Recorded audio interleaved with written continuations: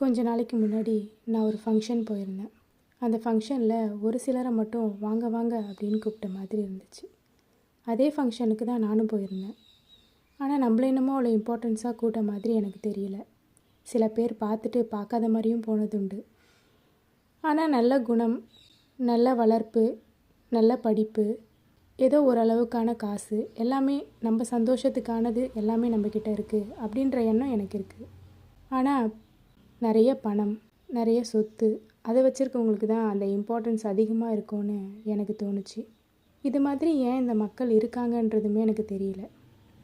எல்லாரையுமே பணம் இருக்குது, நகை இருக்குதுன்னு பார்க்காம நல்ல குணம் இருக்கா, நல்ல மனசு இருக்கா அப்படின்றத பாருங்கள் தயவு செஞ்சு.